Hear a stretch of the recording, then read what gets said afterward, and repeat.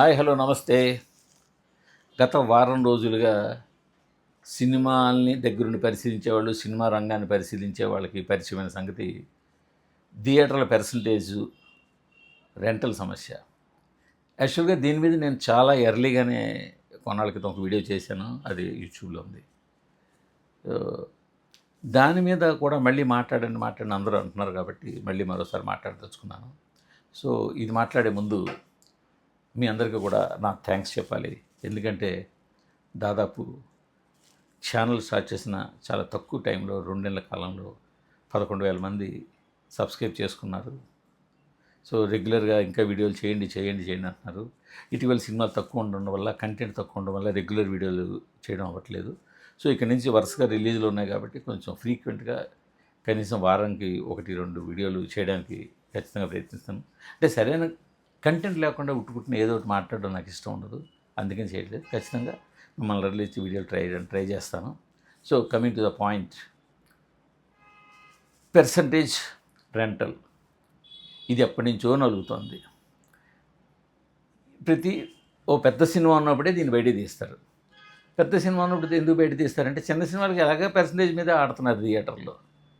So rental అన్నది percentage అన్న సమస్య ఎక్కడ వస్తుందంటే పెద్ద సినిమా వచ్చినప్పుడు అది ఫస్ట్ వీక్ మాత్రమే. అందుకని ఫస్ట్ పెద్ద సినిమా వచ్చినప్పుడు ఈ పాయింట్ లేవదీస్తారు. ఈ పాయింట్ పెద్ద సినిమా లేవదీస్తే ఏమంటారు, అదిగో ఆ సినిమాకి ఎగ్నిస్ట్గా చేస్తున్నారు వీరు అనే పాయింట్ వీళ్ళు లేవదీస్తారు. సో ఖచ్చితంగా ఉద్యమం కాస్త కొంచెం నీరు కాస్తుంది. అది కాకుండా 3 పార్టీలు ఉన్నప్పుడు, 3 పార్టీల్లో 2 పార్టీలు ఒక పక్క ఉన్నప్పుడు, ఒక పార్టీ ఒక పక్క ఉన్నప్పుడు ఖచ్చితంగా 2 పార్టీల్లో ఉన్న వైపు సక్సెస్ ఉంటుంది. నిర్మాతలు, డిస్ట్రిబ్యూటర్లు ఒక పక్క ఉన్నారు, ఎగ్జిబిటర్లు ఒక పక్క ఉన్నారు. సో ఖచ్చితంగా నిర్మాతలు, డిస్ట్రిబ్యూటర్ల మాట చెల్లుతుంది. ఇప్పుడు అదే జరిగింది.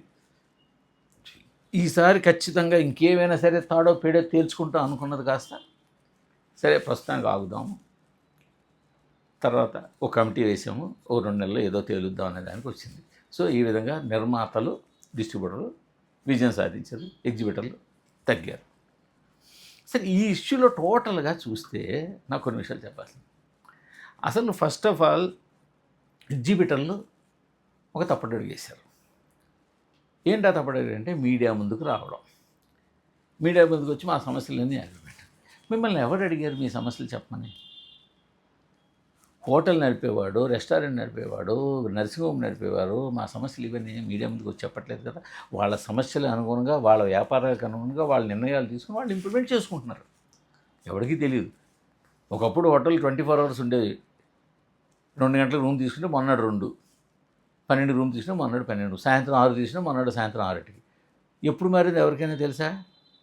12 o'clock check-in, 2 o'clock check-in, 12 o'clock checkout, ఇవన్నీ సైలెంట్గా వాళ్ళ వ్యాపారం అనుగుణంగా వాళ్ళు డెసిషన్ తీసుకున్నారు. చాలా క్రూషియల్ ప్లేస్లో ఉన్న కన్వెన్షన్ సెంటర్స్ ఉంటాయి కొన్ని, వాళ్ళు 12 hours ఇస్తారు. Morning 6 to evening 6, evening 6 to morning 6.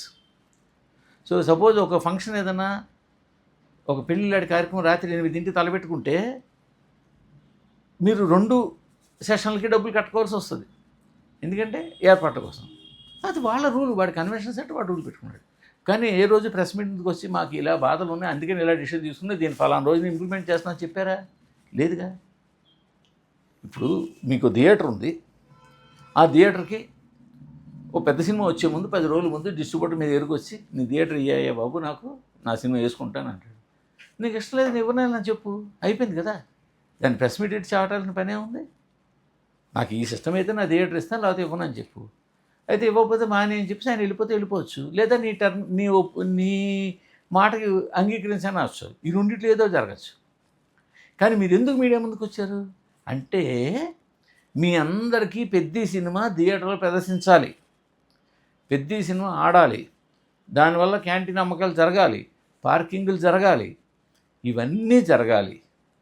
కానీ పెద్ద సినిమా మీ టర్మ్ ప్రకారం మీకు ఇవ్వాలి. అది కదా మీ ఆలోచన. అందుకే కదా మీడియా ప్రెస్ మీట్ పెట్టింది. మీకు సినిమా కావాలి, మీ టర్మ్స్లో కావాలి. ఇప్పుడు వాళ్ళు ఎందుకు ఒప్పుకుంటారు? సినిమా వాళ్ళది కదా. సినిమా వాళ్ళు ఏం ఆలోచిస్తారు? సరే మనకి ఎన్ని థియేటర్లు దొరికితే అన్నింటికి ఇద్దాం. ఇప్పుడు మీరు కూడా థియేటర్లు ప్లాన్గానే పెట్టుకుంటున్నారు కదా, డిస్ట్రిబ్యూటర్లు ప్లాన్గానే పెట్టుకుంటున్నారు కదా. అడిగింది అంచేత ఎంతసేపు మన డిమాండ్ ప్రకారం రావాలని అనుకోవడం లేదు. రెండోది, మీరు నిజంగా కట్ ఆఫ్ డేట్ పెట్టాలి అనుకున్నప్పుడు ఏం చేయాలి? 2027 January 1 అని పెట్టండి. ఇప్పటి నుంచి పెట్టేసి ఆ రోజు దాకా మేము ఇప్పుడున్న సిస్టమ్ ప్రకారం ముందుకెళ్తాము, ఆ తర్వాత నుంచి మాత్రం మా వల్ల కాదు అని చెప్పేసి ఊరుకోండి. ఇంకా సినిమాకి ఇవ్వకండి. మీరు మిమ్మల్ని ఎవరేమన్నారు? మిమ్మల్ని లేదు కదా. వాళ్ళు మల్టీప్లెక్స్లో వేసుకుంటారో లేకపోతే దొరికిన థియేటర్లో వేసుకుంటారో ఏదో ఒకటి చేసుకుంటారు. దానికి మీరు ఆదికి ముందు ప్రెస్ మీట్ పెట్టి అల్టిమేటం ఇచ్చి బెదిరించి ఇవన్నీ చేయడం ఎందుకు? మీరు అలా చెయ్యబట్టి కదా వాళ్ళు రంగంలో దిగారు. వాళ్ళు రంగంలో దిగి ఏంటి మీరు చేస్తున్నది?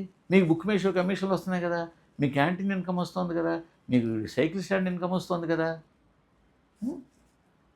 మీకు వస్తున్నాయి. వాళ్ళు ఎక్కడ పెట్టారు. ఇక్కడికి ఇలా చిలుకు గానాలు పర్సనల్ అటాక్ వెళ్ళింది. చాలా తప్పు కదా పర్సనల్ అటాక్ చేయడం అన్నది.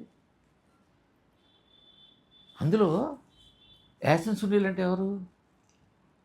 ఇండస్ట్రీలో ఓ కింగ్ పిన్స్లో ఒక లెవెల్ పర్సన్. కొన్ని వందల థియేటర్లు, వేల కోట్ల వ్యాపారం, టర్న్ ఓవర్ ఇవన్నీ ఉన్న మనిషి తొందరపడి మీడియా ముందు గబుక్కుని నోరు జారకూడదు కదా. ఇవాళ ఆ ఒక్క నోరు జారడం వల్ల మొత్తం ఉద్యమం అంతా పక్కదారికి వెళ్ళిపోయింది కదా. లేకపోతే వేరే ఉండేది కదా. ఇదంతా ఎందువల్ల వచ్చిందంటే మీడియా ముందుకు రావడం లేదు. అసలు అవసరం మీ వ్యాపారాన్ని మీడియా ముందుకు తీసుకురావాల్సిన అవసరం ఉంది. మీ సమస్యలు మీడియా ఏమైనా అడిగారా? మీ సమస్యలు మీ అసోసియేషన్ బట్టి మీ సమస్యలు మీ డెసిషన్ తీసుకోండి. ఏమైనా ఐనాక్స్ కానీ లేకపోతే పీవీఆర్ కానీ మీడియా మీదకి వచ్చి మేము విధంగా పర్సనైజ్ చేస్తాం, మేము ఇది పెట్టాం, మేము ఎలా చేసాం ఏ రోజు చెప్పారా? సైలెంట్గా వాళ్ళ రూల్స్ వాళ్ళు ఇంప్లిమెంట్ చేసుకెళ్ళిపోతున్నారు కదా. వాళ్ళు ఏమన్నా మాకు మీరు లోపలికి వచ్చి పాప్కార్న్ కొనకపోతే వాటర్ బాటిల్ కొనకపోతే మాకు నష్టం అవుతుంది, అందుకని మేము మీ ఫుడ్ని కానీ మీ వాటర్ బాటిల్ కానీ మేము లోపలికి ఎలా చేయాలి ఏదో చెప్పారా? సైలెంట్గా రూల్ పెట్టి ఇంప్లిమెంట్ చేసేసుకుంటున్నారు కదా.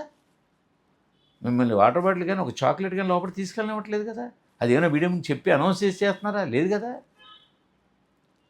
సో మీరు ఎందుకు చెప్పి చేస్తున్నారంటే మీకు పెద్ద సినిమా కావాలి, బట్ మీ కండిషన్స్లో కావాలి, అందుకోసం చేశారు. అక్కడ బెడిచి కొట్టింది.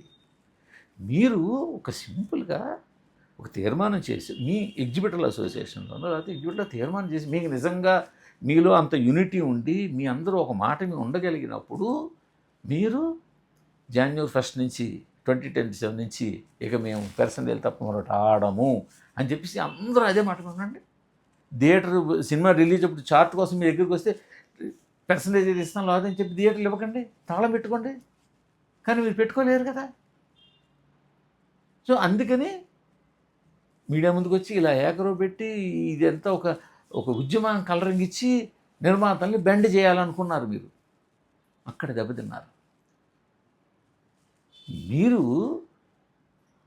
మీది కంటెంట్ని ప్రదర్శించే ప్లేసు, వాళ్ళది కంటెంట్ తయారు చేసే ప్లేస్. మీరు రెండు కలిస్తేనే ఉంటుంది. ఈ రెండు నిజానికి సింగిల్ థియేటర్ అనేది ఉండాలి. సింగిల్ థియేటర్లు మాయం. ఇంతకుముందు కూడా నేను ఒక వీడియోలో చెప్పాను, సింగిల్ థియేటర్లు మాయమైతే పరిస్థితి దారుణంగా ఉంటుంది. మల్టీప్లెక్స్ మోనోపోలి వెళ్తే చాలా పరిస్థితి దారుణంగా ఉంటుంది, నిర్మాతలు చాలా ఇబ్బందులు పడతారు అని. ఆ సంగతి వాళ్ళకి తెలుసు. కానీ అలా అని చెప్పేసి ఇలా రావట్లేదు. ఇది ఒక పక్కన పెడితే అసలు ఈ పర్సంటేజ్ సిస్టమ్ అనేది అన్ని థియేటర్లకి అనుకూలంగా ఉంటుందా? ఇప్పుడు సుదర్శనం, జగదాంబాయి, మెలోడీ ఇలాంటి పెద్ద పెద్ద థియేటర్లలో ఫస్ట్ వీక్ కలెక్షన్ చాలా భయంకరంగా ఉంటుంది కాబట్టి అప్పుడు వాళ్ళకి 20, 30, 40% ఇస్తే వాళ్ళకి డబ్బులు బాగా భయంకరంగా కనిపిస్తాయి, రెంటల్ కన్నా ఎక్కువ కనిపిస్తాయి. బట్ కిందకి వెళ్తే, కింద సెంటర్లోకి వెళితే ఒక కత్తిపూడి, ఒక అనకాపల్లి, ఒక అమలాపురం, లేదు ఇంకా కింద సెంటర్లోకి వెళితే ఏ పర్సంటేజ్ ఇస్తారు వాళ్ళకి? వాళ్ళకి ఇచ్చే రెంటల్ ఎంత పర్సంటేజ్ ఏం కెడుతుంది? ఎంత గొప్ప సినిమా అయినా మొదటి వారం ఎంత వచ్చేస్తుంది అక్కడ? సో వాళ్ళకి ఒక విధంగా రెంటలే బెటరు, అమ్మక వాళ్ళకి తెలుసు. కానీ ఎగ్జిబిటర్లు అందరూ కలిసి ఉన్నారు కాబట్టి వాళ్ళు ఇంకా ఎక్కువ మాట్లాడలేదు. సో ఇది చాలా పెద్ద పజిల్. ఎలాగా? సినిమా కెపాసిటీ ఎంత, థియేటర్ రెంట్ ఎంత, సినిమా ఫస్ట్ వీక్ ఆ థియేటర్లు ఎంత వసూలు చేస్తుంది, అప్పుడు దాన్ని బట్టి పర్సంటేజ్కి ఎంత ఇద్దాము, కొంచెం అటు ఇటుగా వయా మీడియాగా ఎంత డిసైడ్ చేయాలన్నది. థియేటర్కి వేరియేషన్ ఉంటుంది, ఊరికి వేరియేషన్ ఉంటుంది. అన్ని థియేటర్లు ఒక గాట కట్టలేము, అన్ని వాళ్ళని ఒక గాట కట్టలేము. సో ఇది ఒక చిన్న ఎక్సర్సైజ్ కాదు, చాలా పెద్ద ఎక్సర్సైజ్. గ్రేడింగ్ చేయాల్సిన అవసరం ఉంది. అది గ్రేడింగ్ థియేటర్ క్వాలిటీగా గ్రేడింగ్ అని కాదు, థియేటర్ ఫస్ట్ వీక్లో వచ్చే ఇన్కమ్ పెట్టి గ్రేడింగ్ చేసుకోవాల్సిన అవసరం ఉంది. దాన్ని బట్టి రెంట్ తీసుకోవచ్చు. ఫర్ ఎగ్జాంపుల్ తొలి వారంలో 10 లక్షలు వస్తుంది అనుకుంటే 50-50 ఇచ్చేద్దామంటే 5 లక్షలు వెళ్ళిపోతుంది. బట్ రెంట్ చూసుకుంటే అక్కడ 2 లక్షలే ఉండొచ్చు. సో అప్పుడు 30%, 25% అనేది దాన్ని డిసైడ్ చేసుకోవాల్సి ఉంది. ఇలా ఒక్క థియేటర్కి మిగతా థియేటర్కి పొంతన ఉండదు, ఊరికి పొంతన ఉండదు. ఇది చాలా పెద్ద ఎక్సర్సైజ్, దీనికి చాలా ఎక్కువ టైం కావాలి. సో ఇది కనీసం ఒక 6 నెలలు పట్టుకుని దానికి ఒక యంత్రాంగం పెట్టుకుని ఊరు థియేటర్ కలెక్షన్స్ ఎన్నాళ్ళు ఎంతంత కలెక్షన్ యావరేజ్లు ఇవన్నీ తీయాలి బయటికి. ఏ సినిమా ఏ థియేటర్లో ఎంతంత వస్తుంది అన్ని ఫింగర్ టిప్స్ మీద ఉంటాయి బయ్యర్లకి, ప్రొడ్యూసర్లకి, వాళ్ళకి. వాటిని బట్టి ఇక్కడ పర్సంటేజ్ డిసైడ్ చేసుకోవాలి. వయ్యా మీడియాగా కూర్చోవాలి. ఇది మళ్ళీ దాని మీద ఇవన్నీ చెయ్యకుండా పెద్ద సినిమా వచ్చినప్పుడే కదా మనకు పర్సంటేజ్ కావాల్సిందని చెప్పి ఒక పెద్ద సినిమా వచ్చే ముందు వెళ్ళడం వల్ల, అది కూడా మీడియా ముందుకు రావడం వల్ల దాన్ని డైవర్ట్ చేసి, ఇంతకుముందు హరిహర వీరమలకి ఎగ్నిస్టాన్ కలర్ ఇచ్చారు, ఇవాళ పెద్దకి ఎగ్నిస్టాన్ కలర్ ఇచ్చారు. ఇస్తారు న్యాచురల్గా. ఎందుకంటే ఇది యుద్ధం అయినప్పుడు యుద్ధంలో ఎవరి ఎత్తుగడలు వాళ్ళకు ఉంటాయి. వాళ్ళ ఎత్తుగడ వాళ్ళకుంటుంది, మీ ఎత్తుగడ మీకుంటుంది. అందుకని ఇక్కడ ఎగ్జిబిటర్లు గెలవాలంటే అంత ఈజీ విషయం కాదు. ఇందాక ముందే చెప్పినట్టు ఇద్దరు అటుపకున్నారు. ఎందుకంటే డిస్ట్రిబ్యూటర్కి అంత పెద్ద ఇష్టం లేదు, ప్రొడ్యూసర్కి ఇష్టం లేదు. వాళ్ళిద్దరికి ఇష్టం లేకుండా మీ ఒక్కళ్ళతో ఫైట్ వయా మీడియా అన్నప్పుడు గెలవదు. అలాంటప్పుడు గెలవాలంటే మీరు ఫస్ట్ మీరు యునైటీగా ఉండగలగాలి. అవసరమైతే 2 పెద్ద సినిమాలు వదులుకోవడానికి సిద్ధపడగలిగి ఉండాలి. కానీ మీరు అలా సిద్ధపడలేదు కదా. ఏం చేస్తారు, పెద్ద సినిమా రావడానికి 2 వారాల ముందు ఈ ఉద్యమం అంటున్నారు, అయితే ఈ సినిమా మీద ఉద్యమం అంటున్నారు, అది పక్కదారి పడుతుంది. సరే ఈ సినిమా అయిపోయిన తర్వాత చూద్దాం అంటున్నారు. మళ్ళీ పెద్ద సినిమా వచ్చేదాకా మళ్ళీ మీరేం మాట్లాడట్లేదు. మళ్ళీ పెద్ద సినిమా వచ్చిన మళ్ళీ మాట్లాడుతుంటే ఆ సినిమాకి ఎగ్నిస్టా అంటున్నారు. సో ఇలా కాకుండా ఎగ్జిబిటర్లు ఒక 6 months స్పాన్ పెట్టుకుని మొత్తం అకౌంట్స్ అన్ని క్రోడీకరించి మొత్తం చేయాలి. ఇవన్నీ పక్కన పెడితే ఇప్పటికీ కూడా నిర్మాతలకు కొన్ని అనుమానాలు ఉన్నాయి. మన దగ్గర రెంట్ ట్రాక్ సిస్టమ్ లేదు, అకౌంటబిలిటీ లేదు, కలెక్షన్స్ డీసీఆర్ పెర్ఫెక్ట్గా కలెక్షన్స్ ఎగ్జిబిటర్లు డిస్ట్రిబ్యూటర్లకు ఇస్తున్నారా, డిస్ట్రిబ్యూటర్లు ప్రొడ్యూసర్ చూపిస్తున్నారా అన్న అనుమానాలు ఉన్నాయి. ఒక 10% గిల్లుతారేమో అని చెప్పి అనుమానాలు ఉన్నాయి. సో ఆ 10% గెలడం అనేది లేకుండా ఉండాలంటే రెంట్ ట్రాక్ సిస్టమ్ లాంటి ఫుల్ ప్రూఫ్ సిస్టమ్ ఉండాలి. అలాంటి సిస్టమ్ ఉన్నప్పుడు వాళ్ళు కూడా షేరింగ్ కూడా సిద్ధపడతారు. ఎందుకంటే షేరింగ్ మీద ఇచ్చినప్పుడు 5%, 10% తేడా వచ్చినా ఆ రెంట్ ట్యాక్స్ సిస్టమ్ వల్ల అది కవర్ అయిపోయింది అన్న భావన వాళ్ళకు ఉంటుంది. సో ఇవన్నీ జరగాలంటే దీనికి కనీసం ఒక మినిమం 6 months కార్యాచరణ కావాలి. ఆ కార్యాచరణ లేకుండా ఇలా తొందర పెడితే ఇండస్ట్రీ 2 కింద చీలిపోయిన ఫీలింగ్ కలుగుతుంది. పైగా కడుపు చించుకుంటే కాలమీ పడినట్టు ఇన్నాళ్ళు జనాలకి ఏమీ తెలియదు. ఇప్పుడు బుక్మై షో వాడి దాంట్లో కమిషన్ వస్తుందా థియేటర్ వాడికి, క్యాంటీన్ ఇన్కమ్ ఎంత వస్తుందా, దీని ఇన్కమ్ ఎంత వస్తుందా, ప్రొడ్యూసర్కి ఎంత వెళ్ళిపోతుందా, ఇవన్నీ లెక్కలు బయటకు వస్తే సినిమా చులకన అయిపోతుంది. సినిమా చులకన అయిపోతే బాగుండదు. ఇవన్నీ పక్కన పెడితే అసలు ప్రాబ్లము ప్రొడక్షన్ కంట్రోల్ చేయడం గురించి ప్రొడ్యూసర్ కూడా మాట్లాడట్లేదు. వాళ్ళు ఏమంటారంటే హీరోలు బేస్డ్గా సినిమా వెళ్తున్నాయి కాబట్టి మేము చేసుకుంటూ వెళ్ళిపోతున్నాం అంటున్నారు తప్ప ప్రొడక్షన్ కంట్రోల్ చేయాల్సిన అవసరం గురించి ఎవరు మాట్లాడట్లేదు. దాని గురించి అసలు పట్టించుకోవటమే లేదు. హీరోల రెమ్యునరేషన్లు హీరోల వల్లే పుల్లింగు, హీరోల వల్లే సినిమాలు ఆడతాయి కాదనలేదు. కానీ అలా అని చెప్పి హీరోల రెమ్యునరేషన్ అబ్రాహ్మణులుగా పెరిగిపోయిన సంగతి యాక్సెప్ట్ చేయలేకపోతున్నారు. ఒకప్పుడు ఇంతంత రెమ్యునరేషన్ లేవు. గట్టిగా చెప్పాలంటే 2015-16 దాకా కూడా ఇంతంత రెమ్యునరేషన్ లేవు. ఒక పెద్ద మాస్ సీనియర్ హీరో లాస్ట్ 2 సినిమాలు 3 సినిమాలు వెళ్తే 15-18 కోట్ల నుంచి తీసుకోవాలా, ఇవాళ 30-40 కోట్లకి వెళ్ళింది. ఒక సీనియర్ హీరో మొత్తం కెరీర్లో తీసిన సినిమాలు మీద తీసుకుని రెమ్యునరేషన్ అన్నీ 1 by 1 యాడ్ చేసుకుంటే వచ్చే రెమ్యునరేషన్ ఎంత అయితే ఎంతో ఇప్పుడు దాదాపు 1-2 సినిమాలు కలిపి అంత రెమ్యునరేషన్ తీసుకుంటున్నారు. ఇదే పద్ధతి మిగతా అందరి హీరోలు కూడా ఇంప్లిమెంట్ అవుతుంది. ఏమనంటే హీరోలకు పుల్లింగ్ ఉంది ఇస్తూనే ఉంటున్నారు, కరెక్టే. కానీ దాని ప్రకారం మిగతా అనేది ఇప్పుడు ఉంది. కొత్తగా డీజిల్ పెరిగింది, పెట్రోల్ పెరిగింది, దీనివల్ల ఇంకా ప్రొడక్షన్ పెరిగిపోతుంది. ఇవన్నీ ఓ పక్కేమో ఇన్కమ్ ఏమో తగ్గిపోతుంది. అసలు అది అతి భయంకరమైన టాలీవుడ్కి అసలు ముందు డిస్కస్ చేయాల్సింది production cost, production, rights, OTT ఇవన్నీ. సో ఇవన్నీ కూడా వదిలేసేసి వీళ్ళేమో మేము పర్సంటేజ్ అనేసరికి వీళ్ళేమో అది మీరేం చెప్పేసి వేరే దారిలోకి వెళ్ళిపోయింది మొత్తం వ్యవహారం అంతా. దానికి తోడు పర్సనల్ అటాక్లు, ఎంతో అనుభవం పడిన సీనియర్లు, పెద్దవాళ్ళు, వయసు మీద పడిన వాళ్ళు, ఒక స్టేచర్ మెయింటైన్ చేయగలిగిన వాళ్ళు కూడా చిల్లర కామెంట్లు చేయడం ఉంది, తప్పు అయిపోయింది. దాంతో ఉద్యమం పక్కదారి పెట్టేసింది. ఇప్పుడు ఏమైంది? ప్రస్తుతానికి ఎగ్జిబిటర్లు సైలెంట్ అయిపోవాల్సి వచ్చింది. అలా తొందరపడకుండా ముందే ప్రెస్ ముందు స్టేట్మెంట్లు పెట్టి మేము గవర్నమెంట్ పెంచిన రేట్లు మేము పెంచాం, మేము అసలు ఇది చెయ్యం, ఆడం, ఇన్ని థియేటర్లు వెయ్యం. ఇప్పుడు ఏమయ్యాయి అవన్నీ? రేపొద్దున మరొకసారి ఇలాగే మీడియా మీదకి వచ్చి మాట్లాడడానికి అవకాశం ఉంటుందా? ఉండదు.